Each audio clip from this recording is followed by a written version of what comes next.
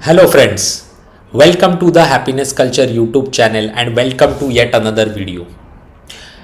आज का टॉपिक काफ़ी इंटरेस्टिंग है। टॉपिक का नाम है never buy a house in your 20s and 30s। Video end तक देखिए। आपके जो भी थॉट्स है ये वीडियो के बारे में कमेंट बॉक्स में डालिए, मैं उसको ज़रूर रिप्लाई करूँगा। आज का video without wasting any further time start करते हैं। Never buy a house in your 20s and 30s। Life में अगर हैप्पी रिच बनना है तो 3 रिसोर्सेज बहुत ज़्यादा इंपॉर्टेंट होते हैं।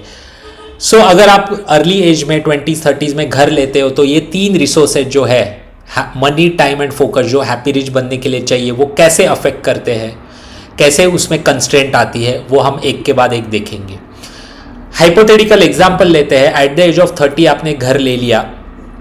एट द एज ऑफ 30 आपका इनकम कम रहता है जनरली। कम इनकम के हिसाब से जितना आप अफोर्ड कर सकते हो उतना आप घर लोगे, वैसे वाले लोकेलिटी में आप घर लोगे। जब भी आपका एग्जाम्पल के तौर पे ले लेते हैं, 30 के एज में आपकी 1 लाख मंथली इनकम है। एट द एज ऑफ 45-50 आपकी मंथली इनकम 5 से 6 लाख हो जाएगी इंडिया में, जो इंडिया की जीडीपी ग्रोथ होती है उसके हिसाब से। एट द एज ऑफ 30 आप बहुत कम EMI अफोर्ड कर सकते हो कंपेयर टू आपकी capacity at the age of 45-50। ऐसे लोकेलिटी में आपको घर लेना पड़ेगा जो कि ऑफकोर्स आपके लेवल से काफ़ी कम है, क्योंकि आपने अर्ली एज में घर ले लिया है।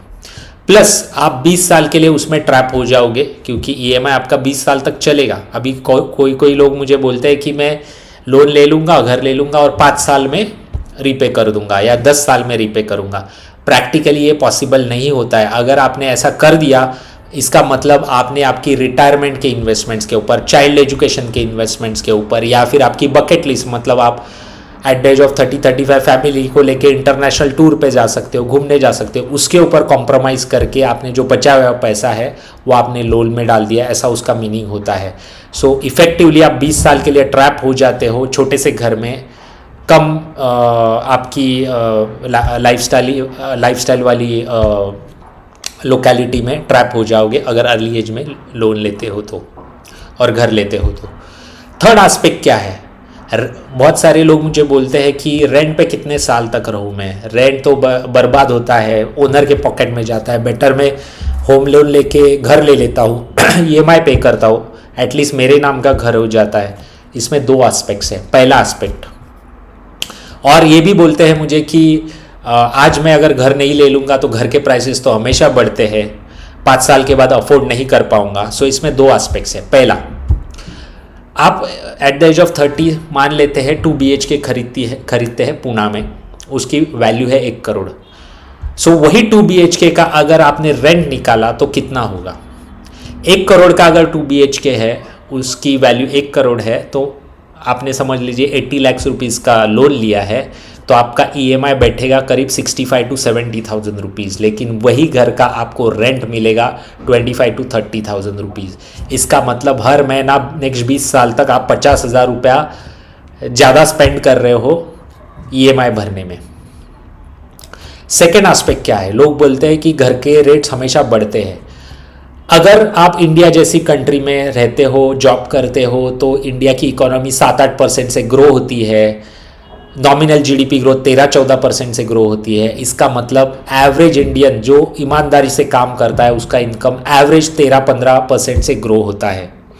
लेकिन प्रॉपर्टी में कैपिटल एप्रिसिएशन कितना होता है? 7 to 8%। इसका मतलब 1 करोड़ की आप जो प्रॉपर्टी है वो आने वाले 9 साल में 2 करोड़ की हो जाएगी, अगर 7 to 8% का एप्रिसिएशन आता है तो।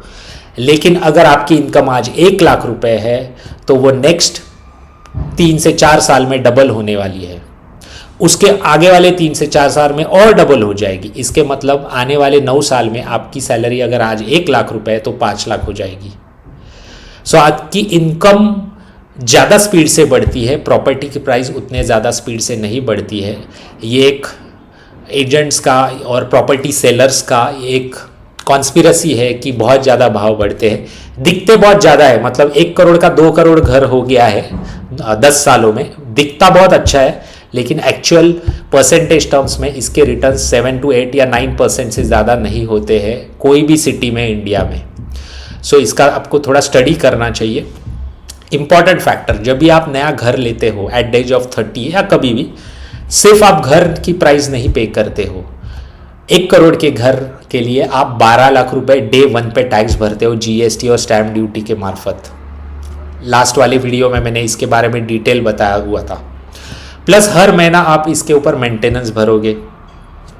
प्लस अगर आपने ये लोन पे घर लिया, अगर आप एट द एज ऑफ 30 घर लेते हो तो मोस्ट प्रोबेबली आप लोन पे घर लेते हो। 1 करोड़ का लोन लिया है तो 2.5 करोड़ रुपया आप 20 साल में आप पे करने वाले हो बैंक को।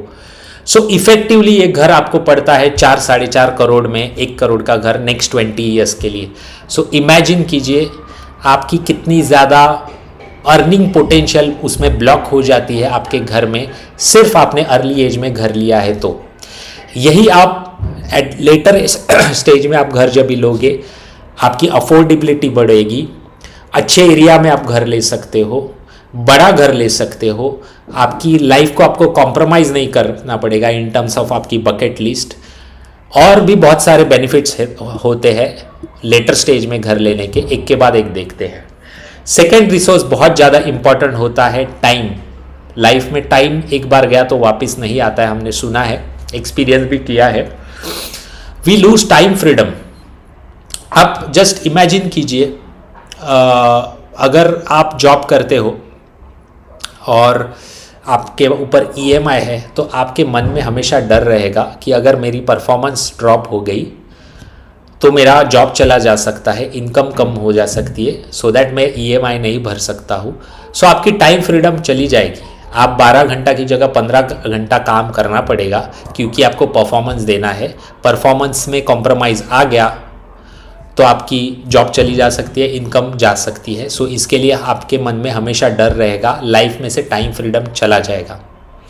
सेकेंड एस्पेक्ट कैसा आपके लाइफ में से टाइम चला जाएगा, जैसे मैंने लास्ट पॉइंट में एग्जांपल दिया था, 25,000 का रेंट है और उसके जगह पे आप 70,000 का ईएमआई भर रहे हो।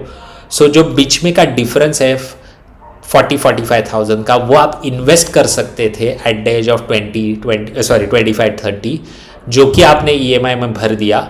सो ये जो कंपाउंडिंग का अपॉर्चुनिटी होती है अर्ली एज में, जितना आप SIP, mutual fund SIP start करते हो, आपका कॉर्पस बड़ा बन जाता है। जैसे मैंने बताया आपको लास्ट एग्जाम्पल में, लास्ट पॉइंट के एग्जाम्पल में, म्यूचुअल फंड्स की इन्वेस्टमेंट 13-14% से ग्रो हो सकती है, 12% से ग्रो हो सकती है। रियल इस्टेट प्रॉपर्टी के प्राइजेस 7-8% से ग्रो होते हैं। सो जो कंपाउंडिंग की अपॉर्चुनिटी है, इन्वेस्टमेंट की अपॉर्चुनिटी है, वो आपके हाथ में से चली जाएगी क्योंकि आपने अर्ली एज में घर लिया है। तो at the age of 25 mutual fund में इन्वेस्ट करना, उसका इम्पैक्ट बहुत पॉजिटिव होता है rather than starting your investment at the age of 40-45, क्योंकि टाइम ये आपके पास होता है। थर्ड इंपॉर्टेंट रिसोर्स, और आज की अटेंशन इकोनॉमी में सबसे इंपॉर्टेंट रिसोर्स है अकॉर्डिंग टू मी, ये तीनों रिसोर्सेस में से, अगर आपकी लाइफ आपको अबंडेंट और हैप्पी रिच बनानी है तो मनी आप कमा सकते हो। आज के टाइम में बहुत अपॉर्चुनिटीज़ है। टाइम आप ऑप्टिमाइज कर सकते हो एआई के वजह से और बहुत सारे टेक्निक्स से, लेकिन फोकस ये एक बहुत क्या बोलते हैं उसको, इम्पॉर्टेंट फैक्टर है आपके लाइफ में अगर आपको हैप्पी बनना है तो। कैसे? एग्जाम्पल देता हूँ, क्रिकेट का एग्जाम्पल देता हूँ क्योंकि क्रिकेट मेरा फेवरेट गेम है। 2 साल पहले की 2020 वर्ल्ड कप याद कीजिए, 24 अक्टूबर 2021 इंडिया पाकिस्तान मैच था। इंडिया चेस कर रही थी, विराट कोहली बैटिंग कर रहा था, 8 बॉल में 28 रन चाहिए थे सेमीफाइनल में। जस्ट इमेजिन कीजिए विराट कोहली के माइंड में तभी क्या चालू होगा। सामने से 150 किलोमीटर पर आवर से बॉलिंग करने वाला हैरिस रॉफ आ रहा है, 8 बॉल में 22 रन चाहिए। सो उसका पूरा कंसंट्रेशन था बॉल के ऊपर। अगर वही टाइम पे उसके माइंड में ये चलता रहेगा कि ये बॉल पे मैं 6 मारूंगा, मैन ऑफ द मैच बन गया ना, तो मेरा प्राइज मनी बढ़ेगा और नेक्स्ट महीने का मैं ईएमआई पे कर सकता हूँ। अगर ऐसी उसकी सोच रहती तो क्या वो 2 6 मार सकता था हैरिस रॉफ को वो ओवर में? मुझे नहीं लगता है कि वो 6 मार सकता था, क्योंकि 150 किलोमीटर आवर्स का बॉल खेलना, रिएक्ट करना बहुत डिफ़िकल्ट होता है अगर आपके माइंड में थॉट चालू है तो। सो इसके लिए मैं आपको वही बोलना चाहता हूँ, आपके प्रोफेशन में भी आपका फोकस क्या है, एक्सेलेंस के ऊपर फोकस है कि नेक्स्ट महीने का EMI मुझे कैसे निकालना है, उसके ऊपर फोकस है। सो अगर आपका फोकस आपके प्रोफेशन पे नहीं है, एक्सेलेंस पे नहीं है, तो शायद आपकी प्रोफेशनल ग्रोथ उतनी ज़्यादा नहीं हो सकती है आने वाले टाइम में, क्योंकि AI ये सबसे बड़ा चैलेंज है ह्यूमैनिटी के ऊपर। सो उसके बारे में आपको सोचना पड़ेगा। बहुत सारे करियर अपॉर्चुनिटीज़ आपके लाइफ में से चले जाएंगे। सेम एग्जांपल मैं कंटिन्यू करता हूँ। एट द एज ऑफ 30 आपने EMI पे घर ले लिया है, 35, 37, 40 तक आपके पास अच्छा एक्सपीरियंस आ गया है, डिसेंट पैसे आ गए हैं, आपको बिजनेस स्टार्ट करना है, लेकिन EMI चालू है, तो आपकी हिम्मत नहीं होगी बिजनेस चालू करने की।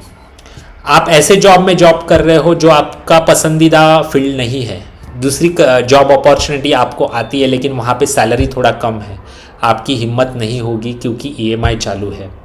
सो इसके लिए लाइफ में आपका फोकस होना चाहिए एक्सेलेंस के ऊपर रादर देन पेइंग EMI। सो इसका सॉल्यूशन क्या है? सॉल्यूशन ये 5 पॉइंट्स है। सबसे पहले आपको मनी स्किल सुधारने चाहिए। आपके पैसा आपको समझना चाहिए। सैडली हमारे एजुकेशन सिस्टम में पैसे कैसे कमाते हैं उसका प्रोफेशनल स्किल्स हमें सिखाया गया है, लेकिन पैसे कैसे मल्टीप्लाई करते हैं उसका स्किल्स हमें नहीं सिखाया गया है। वो आपको सीखना पड़ेगा आने वाले टाइम में, क्योंकि वर्ल्ड काफ़ी ज़्यादा चेंज हो रहा है। सो आप कितना पैसा कमाते हो उसका कोई मीनिंग नहीं है, लेकिन आप कितना पैसा मल्टीप्लाई कर सकते हो उसको बहुत ज़्यादा इंपॉर्टेंट है। मनी स्किल्स के ऊपर फोकस देना चाहिए। Concentrate on being super fit. तो आपके मन में ख्याल होगा क्या कनेक्शन है, फिटनेस और घर का कनेक्शन क्या है। सेम क्रिकेट का एग्जांपल देना चाहूँगा। 20 साल पहले इंडियन क्रिकेट टीम का फिटनेस कैसे था और आज के टाइम पे इंडियन क्रिकेट टीम कैसे सुपर फिट है। परफॉर्मेंस देखिए कैसा डिफरेंस आ गया है। अभी at the age of 41 James Anderson England का बॉलर, फास्ट बॉलर, सबसे highest wicket taker fast bowler, उसके टीम में ऐसे भी लोग हैं जो उसने जब भी करियर स्टार्ट किया था इंग्लैंड के लिए खेलने का, उससे बाद बॉर्न हुए 2 प्लेयर्स हैं इंग्लैंड के टीम में। सो फिटनेस और आप कितना पैसा कमाते हो, प्रोफेशनल एक्सीलेंस कितना पाते हो, उसका डायरेक्ट कोरिलेशन है। उसके ऊपर मेरा एक वीडियो है यूट्यूब के ऊपर, आप देख सकते हो। सो आप फिटनेस के ऊपर कॉन्सेंट्रेट कीजिए। Focus on your profession. जैसे मैंने आपको बताया, जितना आपका फोकस आपके प्रोफेशनल एक्सीलेंस के ऊपर होगा उतनी आपकी अर्निंग पोटेंशियल बढ़ेगी। ऑटोमेटिकली लाइफ में अबंडेंस आते जाएगा। ये पूरे आज के वीडियो में कोई पॉइंट आपको ध्यान में रखना है या इम्प्लीमेंट करना है तो ये पॉइंट मैं कहूँगा डिलेड ग्रेटिफिकेशन। जो सुप्रीमली हैप्पी रिच लोग होते हैं या सुप्रीमली सक्सेसफुल लोग होते हैं, उनमें एक एबिलिटी होता है डिलेड ग्रेटिफिकेशन। अगर आप में वो डिलेड ग्रेटिफिकेशन का एबिलिटी नहीं है, डिलेड ग्रेटिफिकेशन करने की आपकी मतलब गुणधर्म नहीं है आप में, तो आपको वो एम्बाइब करना पड़ेगा। सो बहुत इंपॉर्टेंट स्किल है ये डिलेड ग्रेटिफिकेशन। बाय एट 45, आपको घर लेना चाहिए एट द एज ऑफ 45।